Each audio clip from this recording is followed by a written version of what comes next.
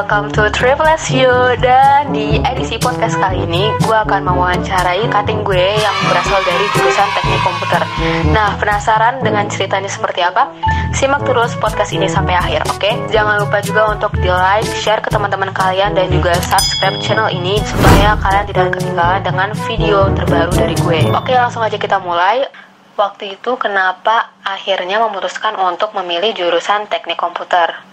Dan pada saat SBMPTN itu milih jurusan apa aja? Pilihan pertama gue itu teknik komputer UI, pilihan kedua itu fisika UI, pilihan ketiga fisika IPB. Nah, kenapa milihnya Tekom ya? Kecanggihan teknologi dari waktu ke waktu kan terus ada gitu ya. Terus prospek kerja terbuka lebar gitu kalau untuk bidang kayak teknik komputer gini. Terus kan juga kalau teknik komputer itu kan selalu beririsan gitu dengan elektro dan ilmu komputer ya. Kenapa gue milihnya teknik komputer ya? Karena teknik komputer sebenarnya lebih luas gitu. Dia belajar hardware-nya juga, software-nya juga gitu. Jadi dua-duanya dipelajarin. Oke, jadi itu alasannya ya. Oh ya, menyinggung masalah prospek kerja nih, kan katanya terbuka luas. Kalau yang dari gue baca sih, Tekom itu biasanya lulusannya itu jadi ini kayak Java developer, terus data analis, atau berkecimpung di mobile app. Nah, itu benar nggak sih? Atau mungkin Bang Fa punya pandangan lain gitu soal prospek bagi lulusan di Tekom? Iya sih, benar yang dibilang semua sama Salma ya. Kira-kira juga bisa sih tambahan, bisa kayak embedded system engineer, programmer, board admin, database admin, ya gitu-gitu sih. Kalau gue pribadi ya, gue tertarik menjadi database administrator. Itu nanti tuh dia tuh kayak ngerancang strategi basis data, monitoring kapasitas database, gitu-gitu sih. Database admin itu juga biasanya terkait data analis tadi yang Salma bilang. Biasanya sih macam-macam ya, tergantung kemampuan dari DBMS yang nanti diberikan, terus job testnya kayak gimana, dan lain-lain kayak gitu sih. Ya, berarti memang prospek dari Tekom itu cukup luas dan menjanjikan juga ya. Jadi buat teman-teman bisa nih nyoba untuk pilih jurusan teknik komputer. Nah, terus kalau di Tekom itu belajar apa aja sih? Bang Ova dapat matkul apa aja? Dan diajarin bahasa pemrograman apa aja? Terus ada prakteknya juga nggak? Kalau misalnya dibandingin teori dengan praktek itu berapa persen? Jadi selama gue di Tekom ya, gue udah belajar bahasa C, Assembly, HDL, Java, Python, SQL. Terus juga kita tuh belajar tentang rangkaian listrik, sistem digital, perusahaan IT, jaringan networking. Banyakkan praktikum atau teori ya. Kalau di total semua matkul ya banyakkan teorinya lah. 60 teori, 40 praktik. Karena nggak semua matkul itu ada praktiknya gitu.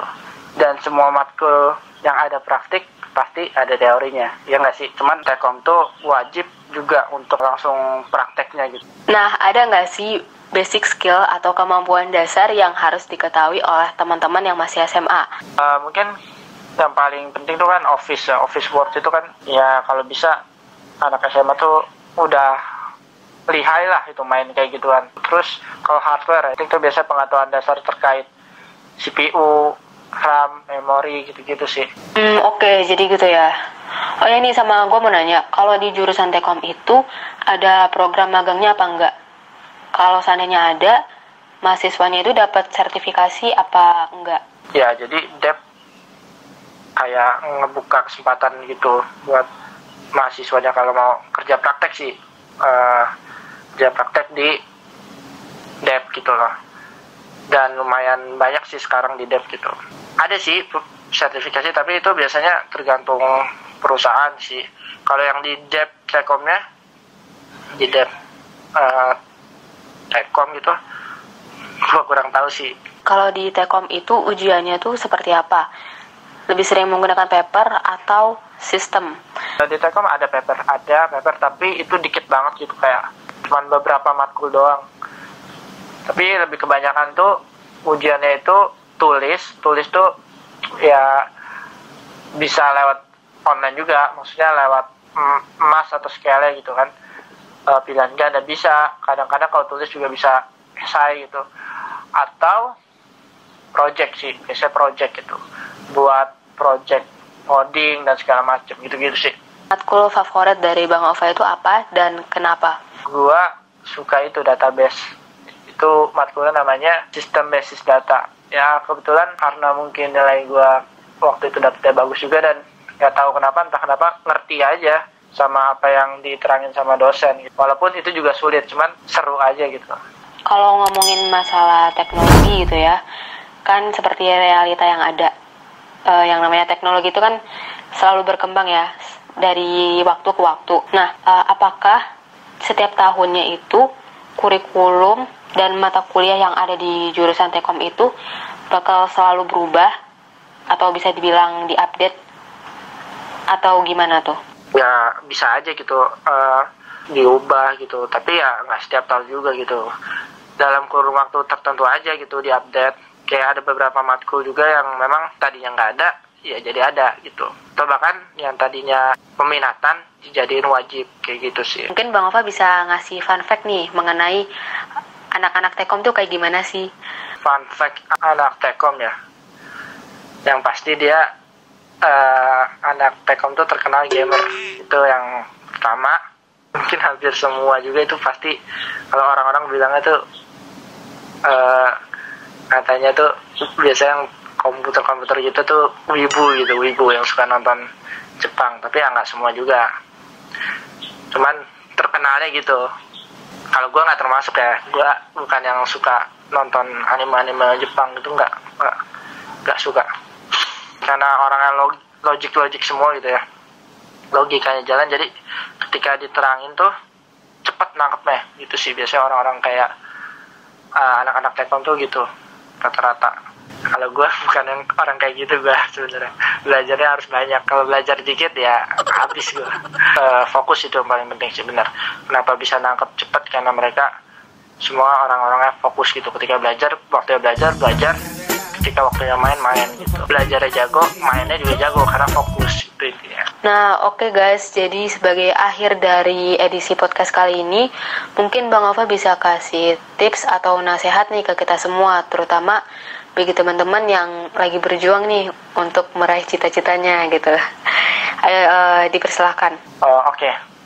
Tips dari gue yang pertama, jangan jadi kayak gue, yang sifatnya itu suka main, mager-mageran, yang baru termotivasi itu kalau misalnya udah dapet pukulan keras dulu, baru mulai tekun belajar. Karena rasanya kegagalan itu perih banget, sakitnya tuh di sini, di lambung.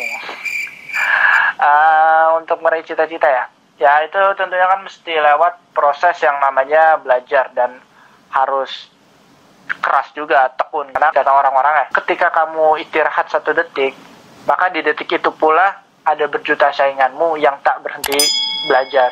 Jadi sebenarnya hakikat belajar kan bukan sekadar itu aja ya. Katanya Imam Syafi'i itu, jika kamu tidak sanggup menahan lelahnya belajar, maka kamu harus sanggup menahan perihnya kebodohan. Bisa dibilang belajar itu bukan sekadar ya belajar aja, tapi belajar itu juga sebenarnya berpahala dan berdakwah juga. Kalau kalian pinter ya, sebenarnya kalian tuh punya power gitu untuk berdakwah, untuk didengerin sama orang gitu. Karena ketika kalian itu bukan siapa-siapa gitu, dan kalian tuh bukan orang pinter gitu ya, ketika kalian ngomong tuh orang tuh nggak mau dengerin kalian gitu. Kayak ya udahlah, ini mah yang ngomong si ini, apa yang didengerin, dia aja nggak punya ilmu gitu ibaratnya. Misalnya juga kalian ingin berhenti gitu ketika belajar, misalnya ketika belajar, maka kalian tuh harus coba pikirin lagi gitu tentang kenapa kalian memulainya gitu. Jadi tujuan-tujuan awal kalian memulai semua ini tuh untuk apa gitu-gitu. Pikirin bagaimana perjuangan orang tua kalian. Karena kalau gue sendiri, gue pribadi, itu selalu ngebayangin sosok ayah ibu kalau lagi belajar. Buat jadi bahan motivasi gue sih untuk lebih tekun belajar ya, untuk gak berhenti belajar. Ketika misalnya juga kalian ngerasain kayak gue gitu, yang merasakan namanya kegagalan, saran dari gue jangan pernah berhenti untuk berusaha lagi dan lagi. Karena semua itu pasti kan ada hikmahnya gitu ya. Saya ketika Allah tuh mendorong kalian ke tebing, yakin aja mungkin ada 2 hal yang bakal terjadi. Itu mungkin aja Allah ingin menangkapmu, atau mungkin aja Allah tuh pengen kalian belajar bagaimana caranya terbang. Asik, keren juga. Jadi Allah mau berikan jalan yang terbaik buat kamu, atau Allah sebenarnya suka dengan irama belajar kamu gitu. Jadi Allah pengen lebih lama lagi melihat irama ketekunan belajar kalian gitu. Positive thinking aja. Salah satu motivasi gue juga waktu itu ayah gue sendiri yang kena waktu gue gagal. Kata ayah, mungkin aja ini terakhir kalinya kamu gagal gitu. Mungkin aja ini ya udah kegagalan gue yang terakhir. Setelah itu gue berhasil terus gitu. Jadi kata-kata itu yang membuat gue nggak mudah putus asa. Intinya semisal kalian tipe yang nggak rajin banget belajar kayak gue gitu, ya kalian harus jadi orang yang efektif. Jadi ketika kalian belajar, kalian tuh harus fokus, jangan mikirin hal-hal lain. Kalau bisa HP tuh taruh jauh-jauh dari tangan, karena itu kadang-kadang bikin nggak fokus kalau udah ada notif, ada segala macam.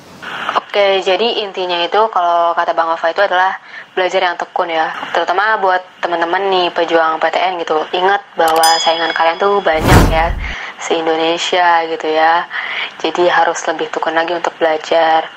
Ya memang yang namanya kegagalan itu adalah bukan akhir dari segalanya, bukanlah suatu aib atau kejadian yang memalukan, tapi tergantung dari masing-masing orang yang mengalami kegagalan itu.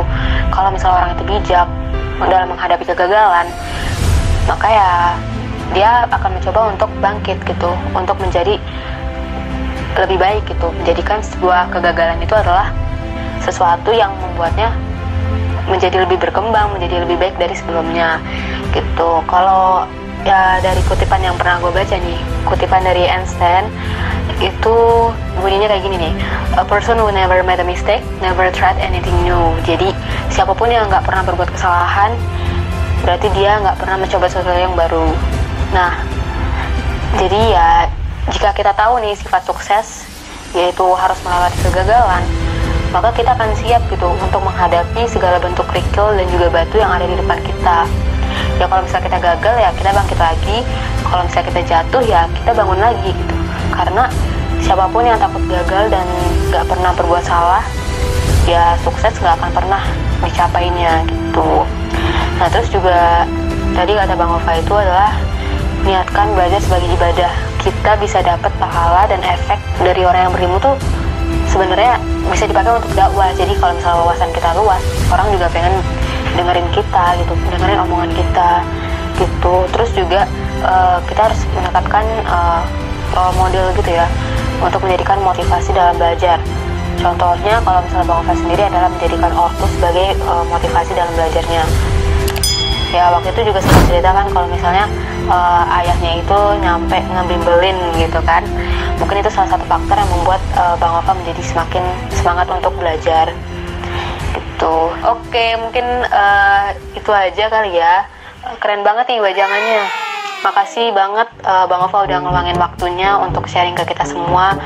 Pokoknya cerita, informasi dan juga advice-nya valuable banget. Semoga bermanfaat ya untuk kita semua. Sekali lagi makasih banget buat Bang Ova. Makasih juga untuk teman-teman yang udah menyimak podcast ini. Dan jangan lupa juga nih untuk di like, share ke teman-teman kalian dan juga subscribe channel ini. Itu aja, terima kasih guys. Hey yo, subscribe Triple S you.